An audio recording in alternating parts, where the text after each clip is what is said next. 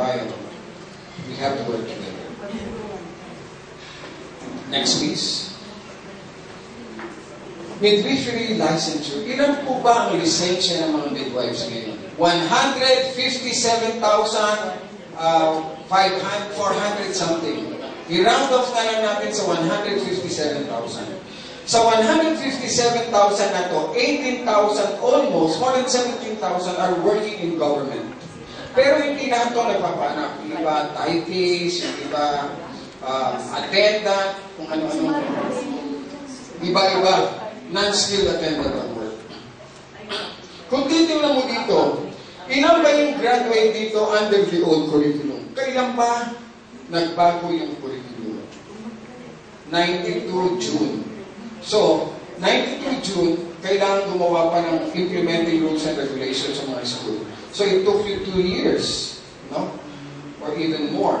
92, 93, 94, 95. So, by 1995, yun yung early years siguro, no? Or, kaya sa law, by January 1996, hindi ka pwedeng mag-renew ng license kung hindi ka nag-train dito. Bakit? Hindi mo naman kasi alam yan, hindi ito ginawa yan eh. At yet, pagpapractice ang mga facility. Delikado. So, gano'ng karami? 100,000 ang graduate ng old curriculum. For just for santo, paano natin ititrain yan kung hindi kayo sasama mag-train? Kaya nga, accredited ang inyong program ng dahil patuloy kayo ng board. Accredited ang program nyo may CPE. At may mga partner kayong institutions. So ito ngayon. Bakit ito mahalaga? Ang tinigin na namin, 2 to 3 years from now, talagang hindi makapag-re-renew yung mga graduate ng old curriculum. Kasi nga, sa kanila magkagaling ang komplikasyon eh, pinagpapaano eh. Kasi hindi nila alam. Yung iba sinasabi sa akin, Dok, marunong na ako niya, bakit kailangan mag-train ako? Ano sagot ko? Marunong ako mag-train? Oh, may auto nga ako, kaya kong bumili niyan. May lisensya ka? Oo, bakit ka? Kung mga lisensya, kumahuli ko. At mahuli ko. Ganun din naman. It's the same reason. Follow the law. It's for safety. So, yun mo. So, ibig sabihin, from January 96 hanggang ngayon, 45,000, 46,000 lang ang graduate ng midwifery. So, ito ngayon, bubusisiin pa namin mabuti. Napakarami talaga. Napakarami. So, hindi naman natin alam kung ilan dito nagpa-practice talaga ngayon. Pero kung gusto mo maging pang-practice, dapat alam mo ito. O kaya, dahil gusto mo tawagin kang midwife, registered midwife, you have to follow the law. You have to comply with the requirement. No? Dapat yun eh. Hindi naman pwedeng sabihin mong, ako po nag-aaral ng medisina. Bakit kailangan mo ako mag-opera? Ang gusto ko naman ay maging dermatologist. No? Diba? You have to comply with all the requirements. The same reason.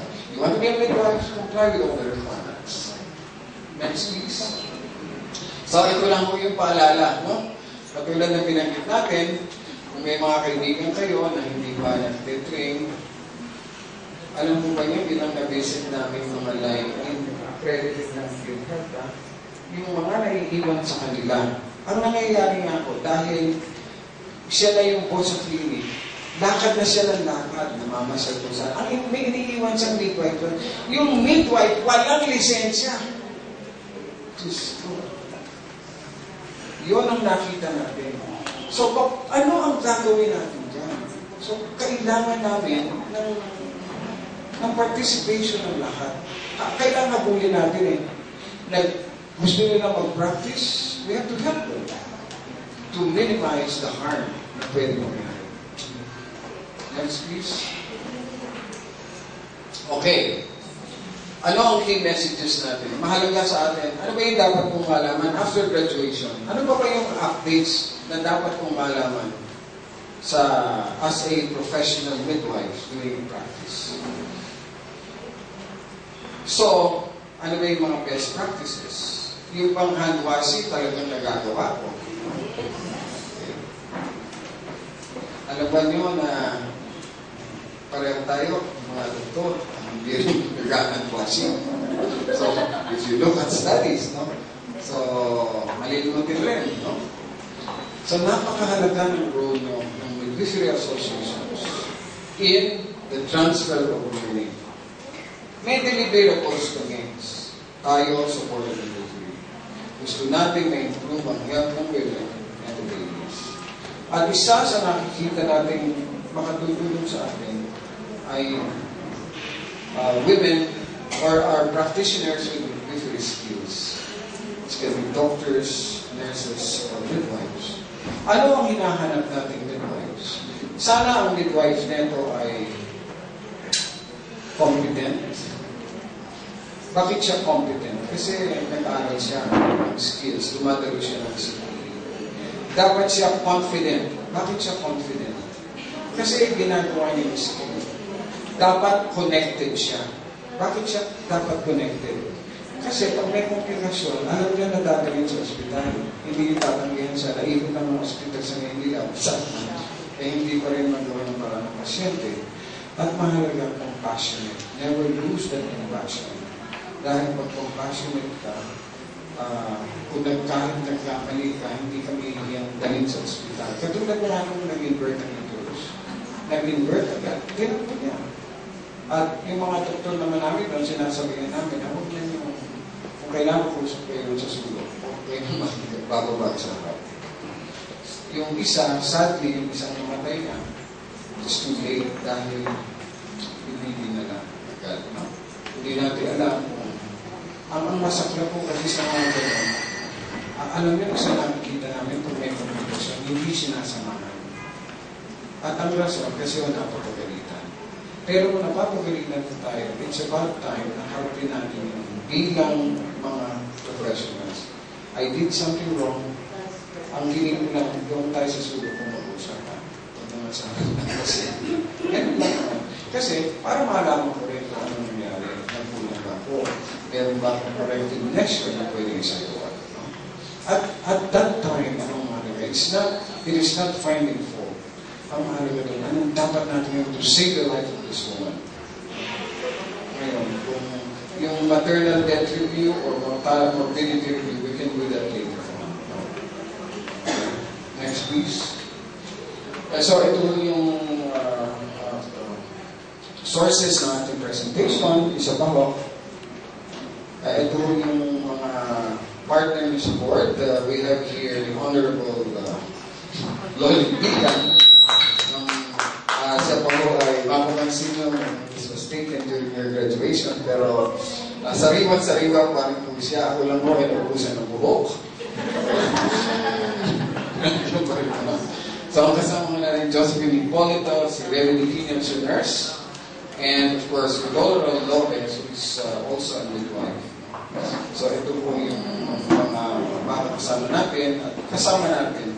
So, hopefully, madalo namin ang mga clinic.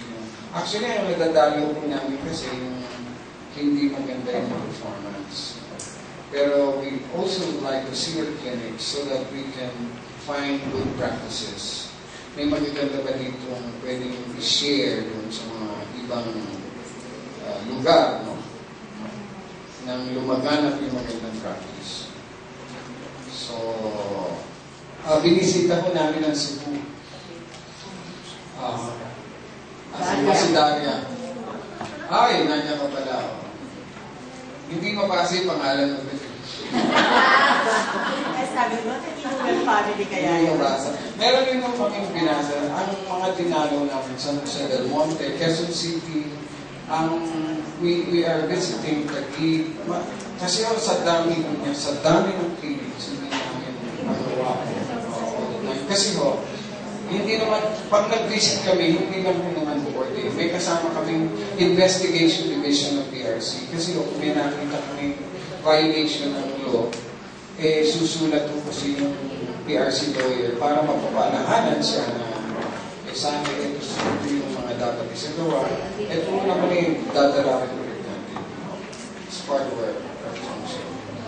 So, please remember na ang gusto po natin, why are we doing all this? Although our main focus, our main goal is to protect the public, we go by the rule that the objective that the three P's, protecting the public and the practitioner. we want to protect the public, we also want to protect you. And how can we protect you if you follow good best practices and you follow the regulatory obligation, you abide with your regulatory obligations Philippine courts. So, maraming pong salamat sa inyong pag-imbita at sa inyong pag-inig. Okay, thank you.